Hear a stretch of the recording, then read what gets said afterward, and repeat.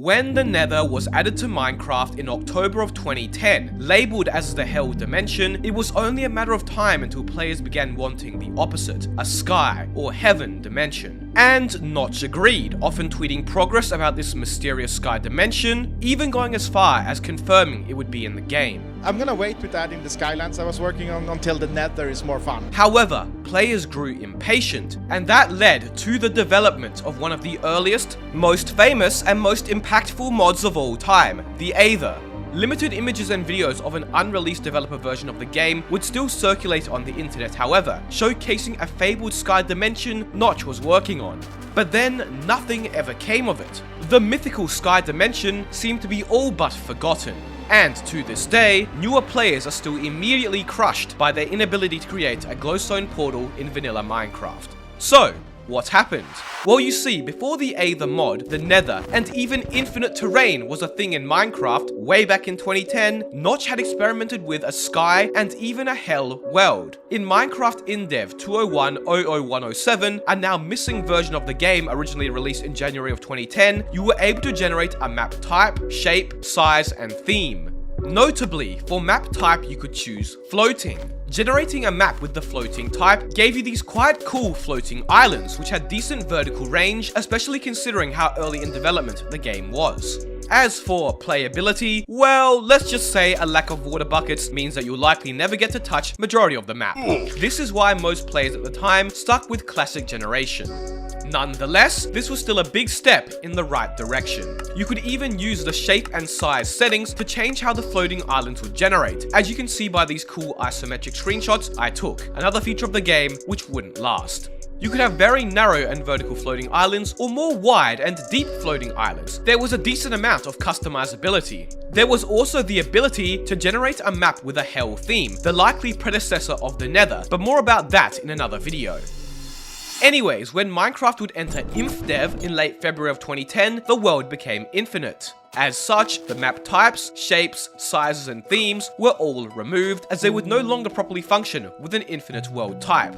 Notch seemingly decided not to update them, and as such, we no longer had any floating or Sky dimension. But you know what you can do, is update your subscription status to my channel and help me reach 400k subscribers. We are well on our way now, no pressure of course. Anyways, the removal of the world customization was fine at the time though, as most players were already enveloped in the rest of the game, not really caring if there should be another dimension or not. But when the Nether would finally be introduced to Minecraft Alpha on October the 30th, 2010, that would all change. The Nether resembled Hell. It was dangerous, very fiery and red, ugly, and dark where there wasn't lava or fire. Even Notch, before adding it to the game and deciding on the name the Nether, would refer to it as the Hell Dimension publicly, convincing many players that it really was the underworld of Minecraft. Upon its release, players thought the Nether was really cool, and it sparked interest and discussion into a potential Heaven or Sky dimension, the polar opposite of the Nether, to go alongside it. This speculation would occur regularly on forums, where players would talk about their own ideas for a Sky dimension and how it would look, amongst discussion of many other dimensions. Notch would entertain the players, posting this tweet on May the 19th, 2011. Some pics of the Sky dimension thing I was working on last night, linking these screenshots here. PC Gamer, who had previously been given access to Minecraft alpha versions containing the Nether early, wrote an article about Notch's tweet, only hours after. Notch would then post another tweet a day later, confirming that the Sky dimension will be done and added to the game. This confirmation excited players, with dozens of articles and posts being made again, discussing the screenshots and Notch's tweets. Some of these posts were interesting, but most players seemed to be in support of the Sky dimension. It seemed that patience would be their biggest enemy now. On July the 22nd, 2011, the Aether mod would be released. Led by King B-Dogs, otherwise known as Brandon Pierce, and worked on for 4 to 5 months by a team of 4 other very well-known and talented modders, the Aether was the first real Sky dimension Minecraft would ever see. And oh boy, was it brilliant. The mod saw instant success, with videos by the Yogscast, Ant Venom and more released only days after the mod came out, all racking up millions of views, if not tens of millions. The Aether mod was intended to be the inverse of the Nether. Where the Nether had empty space in large solid areas, the Aether had large solid areas in empty space. Described as celestial, the Aether even had a very similar name to the Nether, Accessible through the famous glowstone-shaped nether portal that could be lit with a water bucket, the Aether fit very well into vanilla Minecraft, even allowing players to just jump off its floating islands to return to the normal vanilla overworld.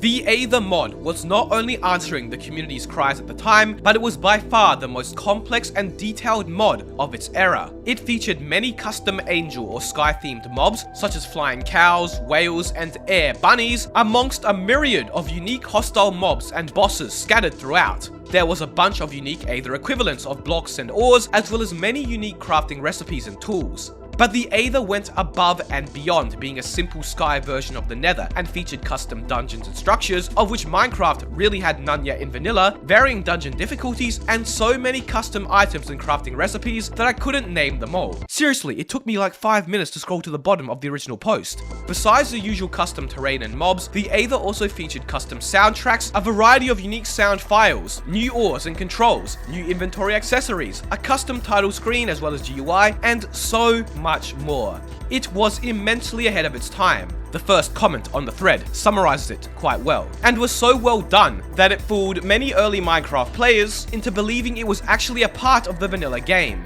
How many of you watching right now tried to build the glowstone portal at least once in vanilla Minecraft, only to be met with immediate disappointment? It's a true testament to its popularity.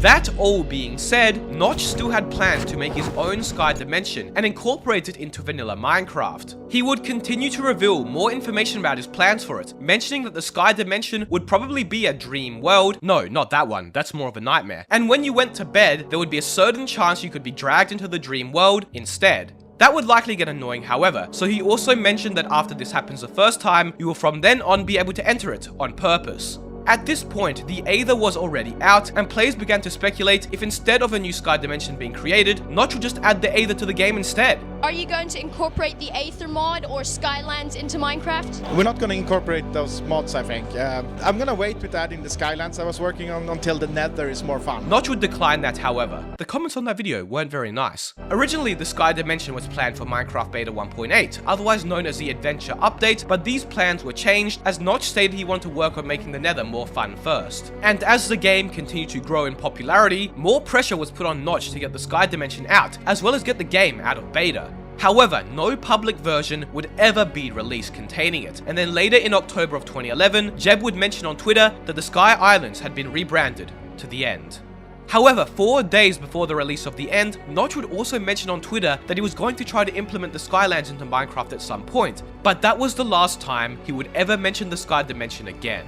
And when 1.0.0 would release later that same year, it contained a single floating island made out of one block and consisting of just Endermen and of course the Ender Dragon, surrounded by a dark, cold, and empty void. Far from the celestial, detailed, and whimsical nature that the Aether had led players to believe they were receiving.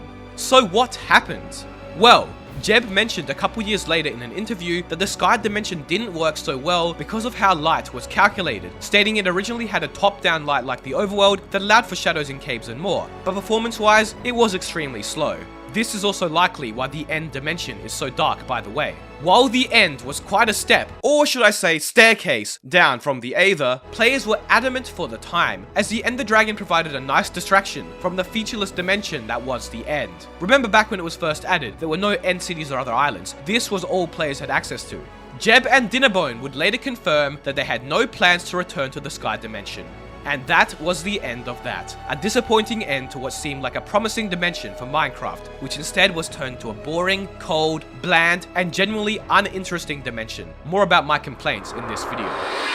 But hold up then, where were all these screenshots from? Well, they weren't from a snapshot or pre-release of the game, so they must have been from a private developer version, Notch never released. And guess what? Thanks to Method, we have a recreation of that version right here, which we can explore. A beta 1.6.2 developer version from around the same time Notch originally posted these screenshots. As you can see, while the actual composition of the terrain is just a basic biome, the actual terrain structure looks very similar to the Aether mod. And that's because the code that was used here to generate these floating islands was the same code that the original Aether mod used. Besides that, the only passive mob which spawns are chickens, and while some ores are obtainable, you'll never be able to get diamonds because the islands don't go down far enough for them to generate, and the generator seemingly wasn't tweaked for this yet.